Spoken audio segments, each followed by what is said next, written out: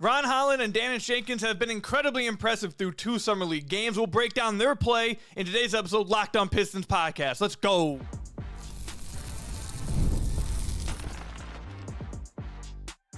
You are Locked On Pistons, your daily Detroit Pistons podcast, part of the Locked On Podcast Network, your team every day.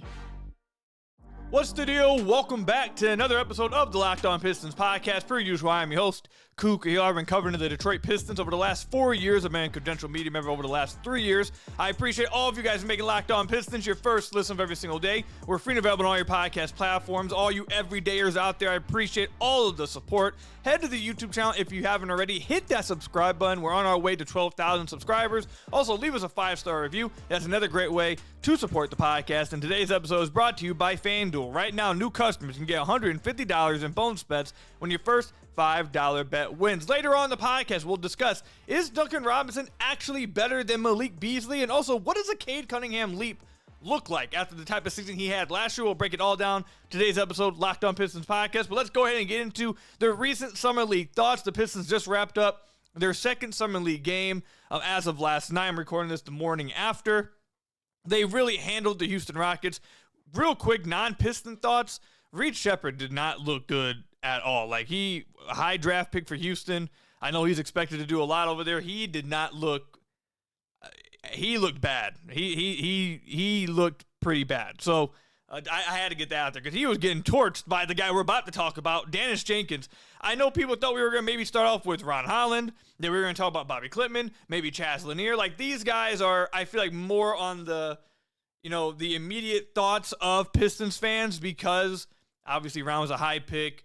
Bobby was a pick last year. Chaz was their only pick this year. Daniss is an undrafted guy, a two-way guy. So I feel like a lot of people thought that we'd be talking about them, but through 2 games, Ron was incredibly impressive in the first game. He did some things in the second game that were still impressive.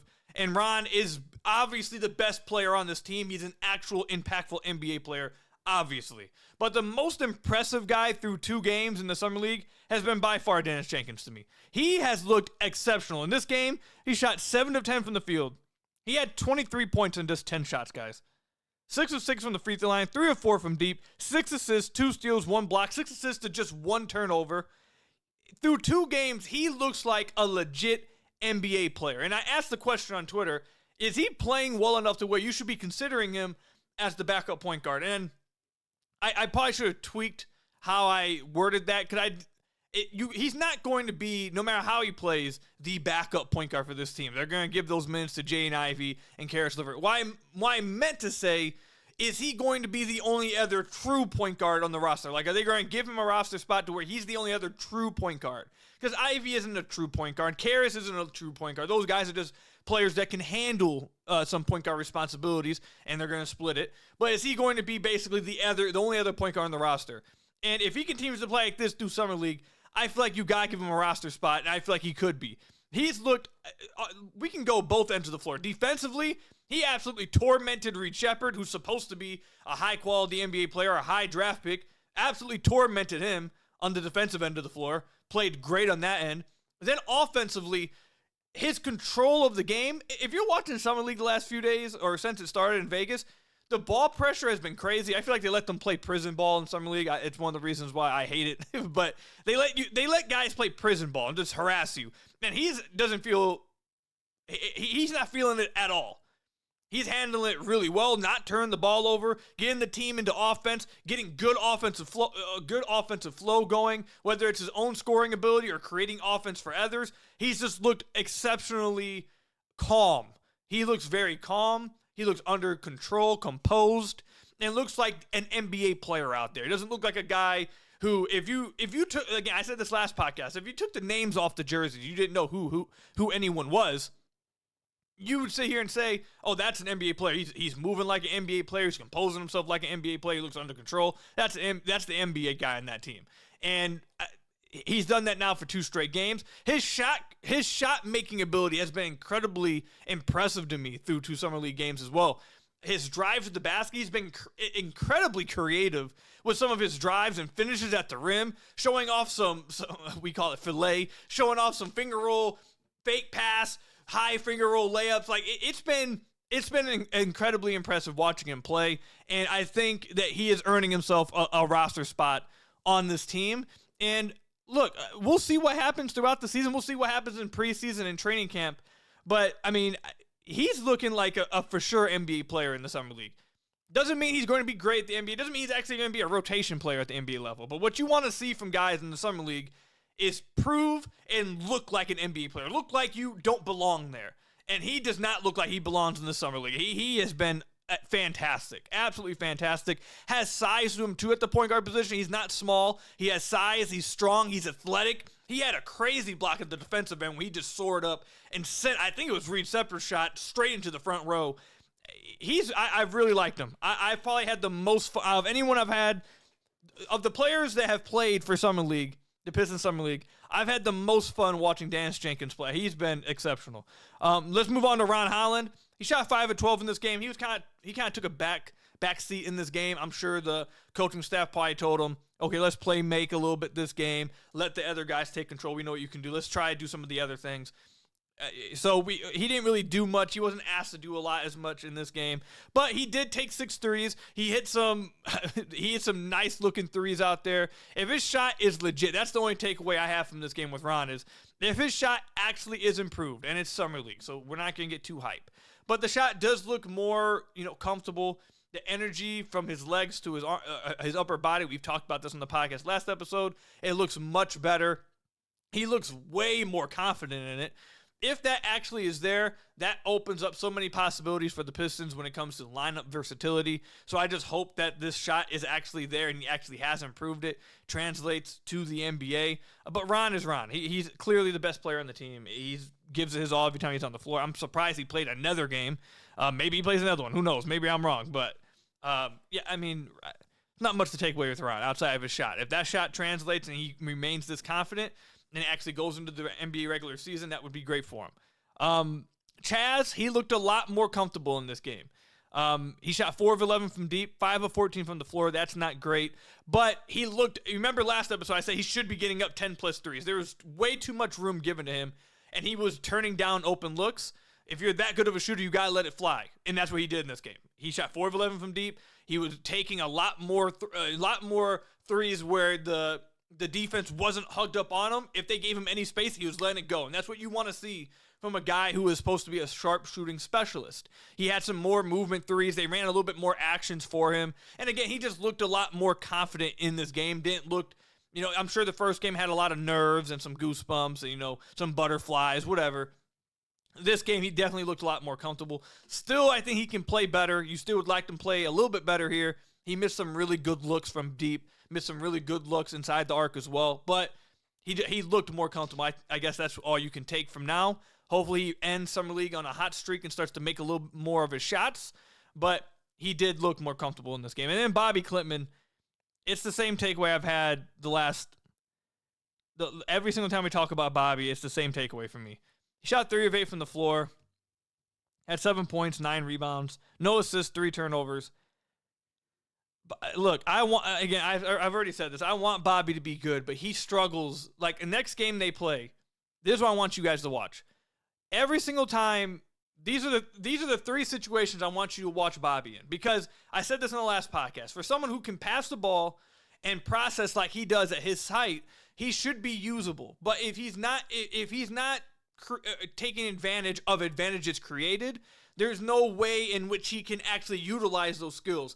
A rough example I'm going to create, I know people are going to lose their minds as I bring this up, but like Killian Hayes was a really great playmaker, had really good feel for the game. It's why I had believed in him. But at the end of the day, he wasn't able to get to the basket. He wasn't able to create advantages. He wasn't able to keep advantages going, so you didn't get to reap the benefits of his feel, of his playmaking, because he couldn't create advantages to be used in that way.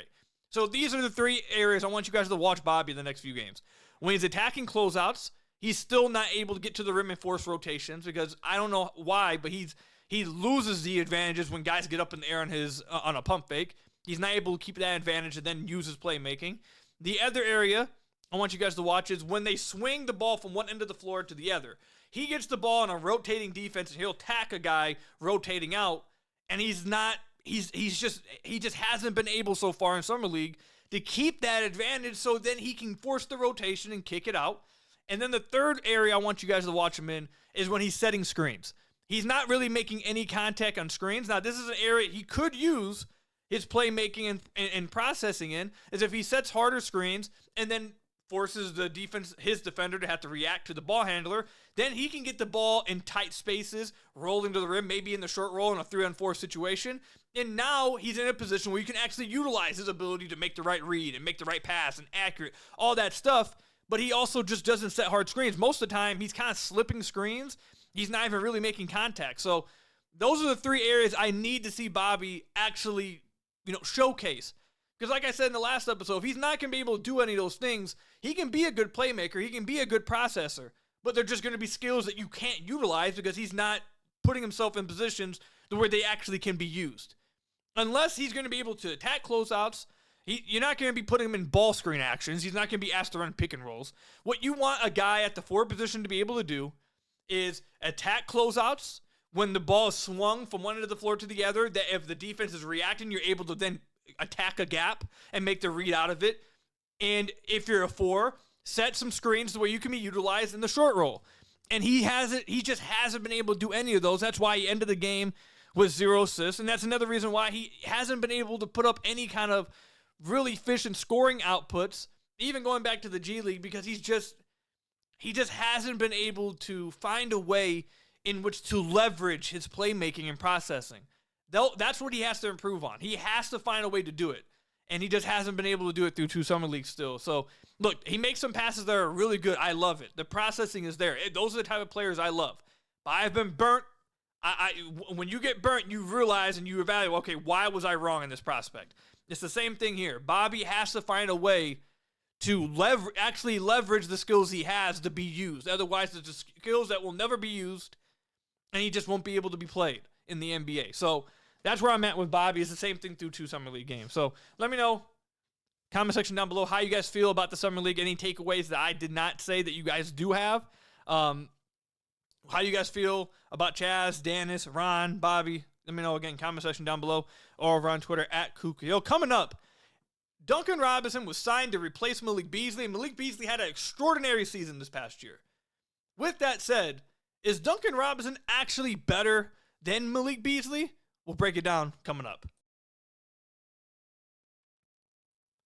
Let's be honest, meal planning and grocery shopping can be overwhelming. Between busy schedules, picky eaters, and trying to eat healthy, it's a lot. That's why I love Hungryroot. They take the stress out of planning by filling your cart for you with personalized groceries and meal options based on what you like and need. Hungryroot uses their smart cart technology to recommend groceries, recipes, and even supplements tailored to your preferences. Whether you're dairy-free, gluten-free, focused on gut health, or just trying to eat better, Hungryroot's got you covered. Take advantage of this exclusive offer. For a limited time, get 40% off your first box plus a free item in every box for life. Go to hungryroot.com/LockedOnNBA and use code LockedOnNBA. Again, you can take advantage of this offer. For a limited time, you get 40% off your first box plus a free item in every single box for the rest of life. That's hungryroot.com/LockedOnNBA, code LockedOnNBA to get 40% off your first box and a free item of your choice for the rest of your life at hungryroot.com/LockedOnNBA. So I want to thank you guys again for making Locked On Pistons your first listen of every single day. We're free and available on all your podcast platforms. If you haven't already, head to the YouTube channel at Locked On Pistons. Hit that subscribe button or leave us a 5-star review on whatever podcast platform you're listening to this on. That's another great way to support the podcast. Again, later on, we'll talk about what does a Cade Cunningham leap even look like. I was talking about this with a few friends, and it had me asking the question myself, like, what does it even look like? So I thought about it, broke it down. We'll talk about it a little bit later. But let's talk about Duncan Robinson, who is replacing fan favorite Malik Beasley. Now, Trajan Langdon did have quite a few comments over the last few days at Summer League about Malik Beasley. From his comments, it doesn't sound like Malik's coming back. It doesn't sound like they're holding out to give him a 1-year vet min. At least that's not what it sounds like from Trajan. Trajan sounds like, it was disappointing. We were hoping to have him back, but we need to have high character guys in the locker room, both on and off the floor. We appreciate what Malik did for us this past year. He was tremendous, but we had to move on. We had to pivot. It's unfortunate, but it is what it is. The way in which he was talking about does not sound like someone's like, oh, well, we'll wait for the investigation. If it all clears up, we'll bring him back. It sounds like, no, we've moved on, and it's disappointing, but we pivoted, and it is what it is. So we'll see what happens. I don't think the investigation for Malik is going to be done for a very long time. Like Terry Rozier's investigation took months on months on months on months. So I think Malik's going to be waiting quite a bit, and that's just assuming if things do go out in his favor. If things don't go in his favor, I think we might have watched the last season of Malik Beasley's career, which is disappointing, especially when you consider how well he played this past year, and he was up for a payday. I feel bad for him a little bit, but it is what it is. However, the guy they signed and traded for to replace him is Duncan Robinson. And there's no sugarcoating it. Last year, Malik Beasley was a better player than Duncan Robinson. Last year, he had a better season than Duncan Robinson. Malik Beasley, I think, should have won Sixth Man of the Year. He finished second. I feel like he probably should have won it. He hit 300-plus threes. He had one of the best shooting seasons we have ever seen. That's not an exaggeration. Only 6 or 7 players have hit 300 threes. There's only a few players ever to shoot 41% from deep on 9 attempts a game. It hasn't been done very many times at all. Some of the only names on that list, Steph Curry, Klay Thompson, Anthony Edwards. It's not been done, Anthony Edwards, this past year. He was slightly ahead of Malik in total threes made. But Malik had, without a doubt, a historic shooting season this past year. There's no taking that away from him. He was fantastic. The question I have, and actually Anthony Edwards did not shoot 40%. He shot 39%, so it's even a shorter list than I previously thought. The question is Duncan Robinson going to be able to replace Malik Beasley? And my answer actually is yes, and then some. I think Duncan Robinson probably is a better player than Malik Beasley, and that's what we're going to hit on here. Did Malik have a better season this past year? Yes, but before this past year, I think the general consensus for years was Duncan Robinson is a better player than Malik Beasley. Malik didn't have the greatest year in Milwaukee. There's a reason why he signed with Detroit for a 1-year, $6 million contract. Before then, he played a few years in Minnesota. He's always been a fine player, but he had a season in 2020, 2021 that was cut short to injury. But Malik was never just a bad player, but he was a fine player. Duncan Robinson has been for years playing legit minutes for contenders in the Miami Heat. For contenders. He wasn't playing for bad teams, putting up points. Duncan Robinson for years was playing his role for a team that's made it to the NBA Finals twice. And he was a key contributor to both those teams. He's never really had a down year shooting from deep either. If Basketball Reference would stop freezing. Basketball Reference, got a shout out here. Gotta fix your database, man. Like the website can't be this slow and constantly freezing on me, man. Like it makes it much harder to trust your guys' stats and go to it for the podcast if I'm constantly having to wait for it to unfreeze. Maybe it's my PC. Actually, maybe it's me. Who knows? Anyways, Duncan Robinson over the last 4 years, 39%, had a down year in 2022, shot 32%, then before 37% from deep, 40% from deep, 44% from deep. All of this on heavy volume. And the other thing that I like about Duncan that makes him, I think, a better option than Malik Beasley. One, he's bigger than Malik. Now, that hasn't, I would say, actually played out in reality to help out more defensively. Duncan is also bad defensively. But theoretically, having more size, having more length should make him better defensively than Malik was, which, with JB, maybe JB can get the most out of Duncan Robinson defensively, kind of like how he got the most out of THJ, the most out of Malik, the most out of Tobias this past year. So maybe he's able to do that. There's more you can do with someone of Duncan's size. So that's the hope defensively. But then offensively, he's able to get shots off that maybe Malik just wasn't able to get off because of his size. And the other thing that I think is really underrated about Duncan Robinson, I talked with Locked On Heat host Wes about this. Duncan is an underrated passer. Duncan is a very smart player and an underrated playmaker. Now, when I say an underrated playmaker, he's not out there running pick and rolls, driving, making cross-court skip pass reads. Like, he's not running your offense. But he is coming off DHOs and reading if the guy handing off the screen, his defender, or handing off the ball on the screening action, if his defender comes up, he's making the bounce pass. He's making the lob pass. He's able to keep the ball moving. He's able to make the easy, quick reads. If he gets to the basket and the help defender comes, he's able to throw lobs. He had a really good partnership with Bam Adebayo.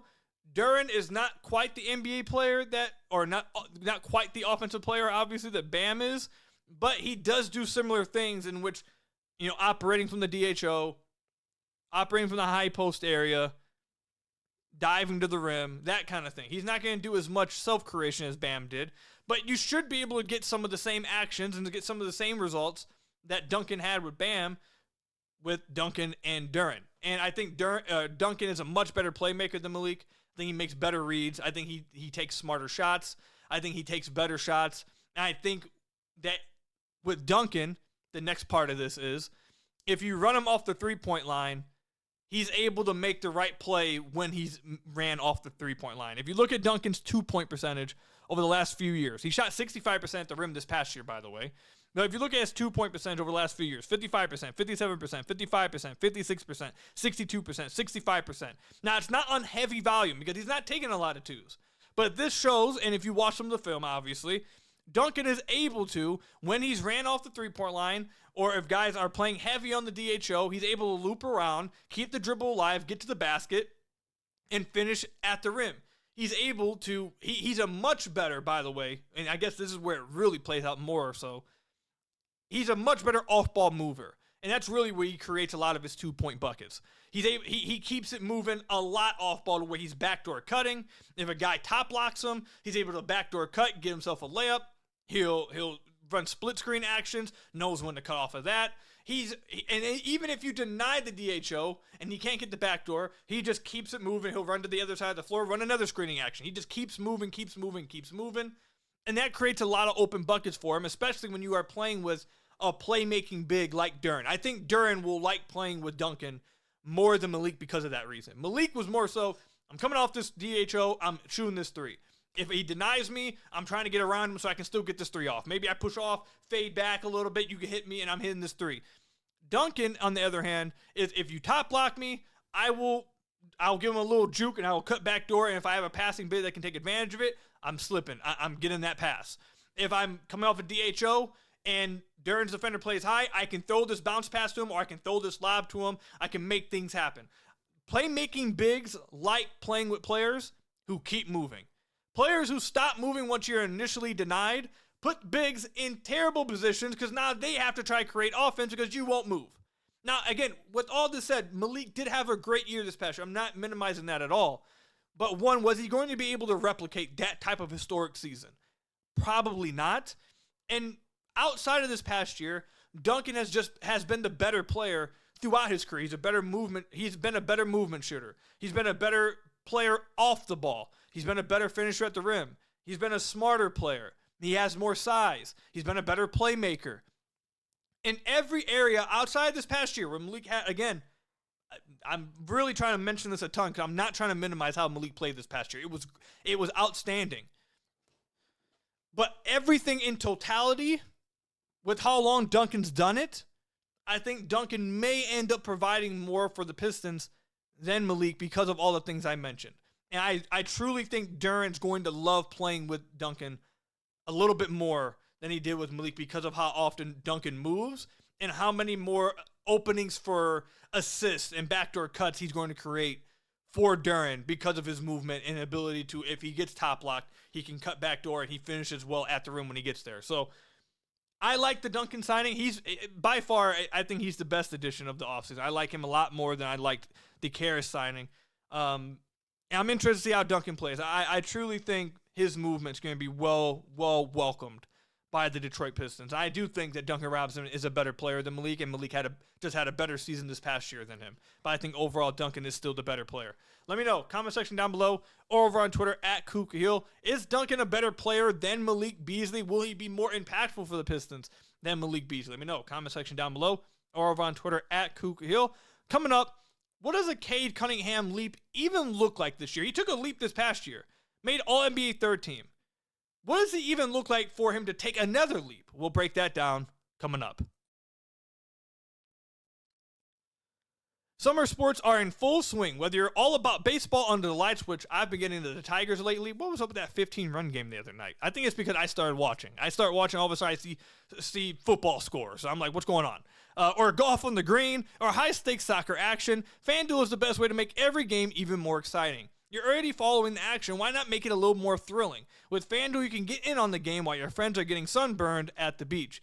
I've been using FanDuel to track my favorite matchups, and the app keeps it fresh with new daily promotions and fun ways to bet. Whether I'm placing a same-game parlay or watching a bet right into the ninth inning, FanDuel makes it feel like I'm part of the action. It's easy to use, fast to pay out, and makes even regular season games feel like much-watch events. If you're new to FanDuel, new customers can bet just $5, and you get $150 in bonus bets if your first bet wins. Again, if you're new to FanDuel, take $5, place the bet, and if it hits, you get $150 in bonus bets. Open the FanDuel app today or visit FanDuel.com to get started and get $150 in bonus bets if your first $5 bet wins with FanDuel.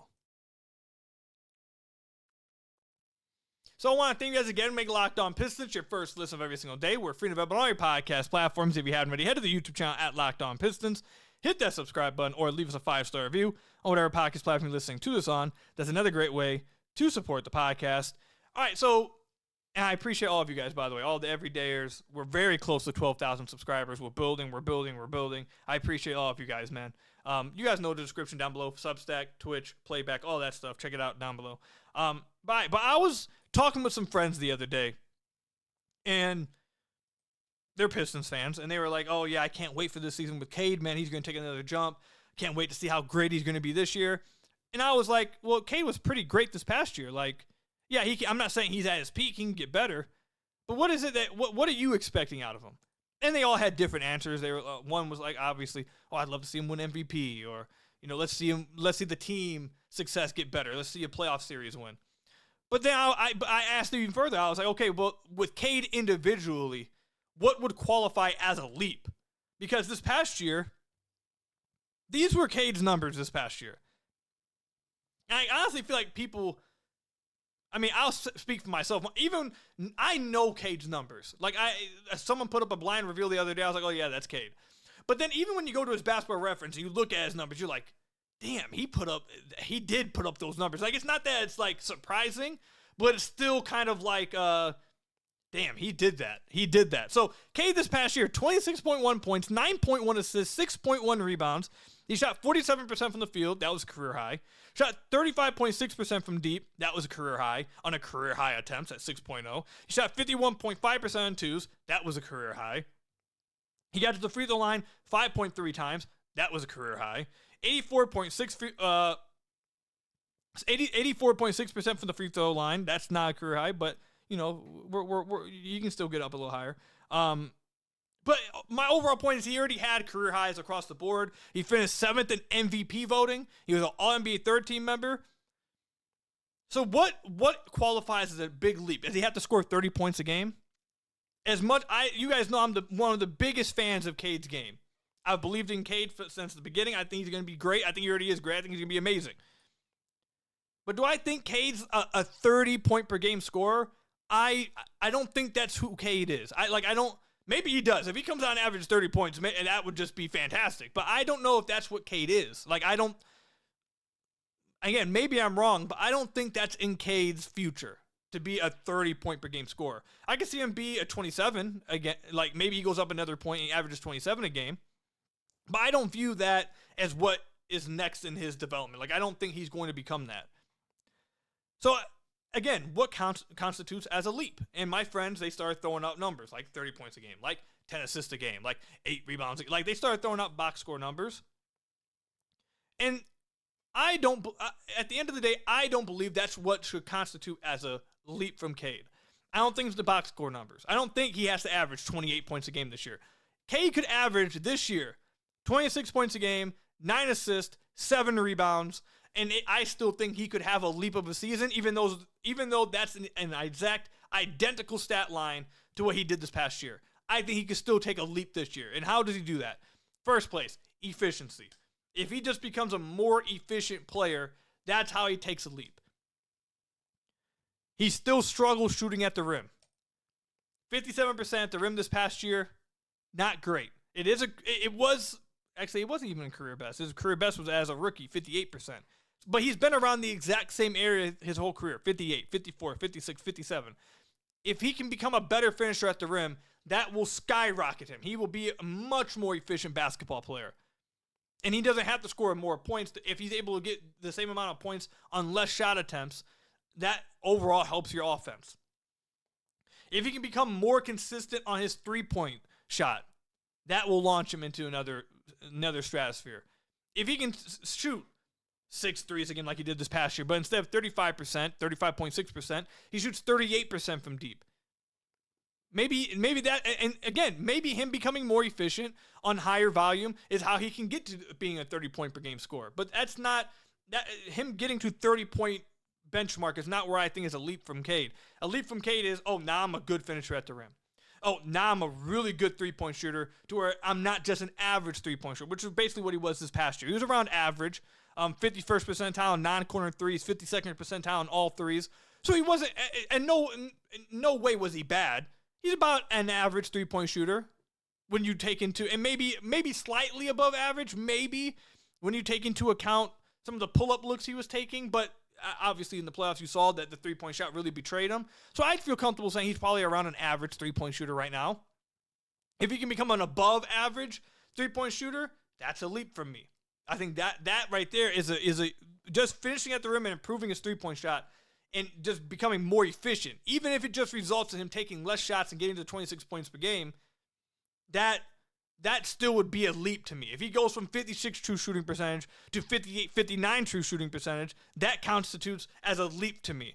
If he cuts his turnovers down, his turnovers go from 4.4 a game, and he's getting below 3. That would be a huge leap. If he can go from 4.4 to just 3.0, that would be a leap from me. I don't need to see him average 29, 10, and 9. Like, that would be great. Like, I'm not saying he shouldn't aim for something like that. I'm not saying that stuff wouldn't be amazing. But that's not where I'm looking at for Cade to improve. I don't need to see the box score numbers take another leap. I need to see the details improve. I want to see the details. I want to see the rim finishing improve. The three-point shot become more consistent. After the All-Star break, he shot around 40%, and then he dips down at the end of the year. Beginning of the year, he struggles, and then midway, November, December, he starts to go up. Then January comes back down. He's just up and down as a pull-up three-point shooter. Become more consistent. Be consistently throughout the year a 36% three-point shooter, a 37% three-point shooter. And then the other thing, defensively, if he can, and I think this comes with both of some of what I just brought up, if he becomes more efficient and doesn't have to take as many shots to get to his 26 points per game, one, the hope is he's not wearing himself down throughout the season and throughout a game taking 20 plus 25 plus shots. He doesn't have to take that many, so now he has more energy on the defensive end. And two, if he has more help as a creator on the offensive end, which again, that probably would not allow him to get to 30 points per game, but it would end up resulting in a better player for him, I think. Defensively, if he's able to give the type of defensive effort, and I thought he was fine defensively this past year. I don't think he was bad at all. But in the playoffs, he took it to another level. In the playoffs, he was a really good defender, especially as a weak side rim protector. He was fantastic in the playoffs. You saw how much effort, you saw how much he cared on that end of the floor. He was giving it every single possession. Now, in the playoffs, obviously, players ratchet it up.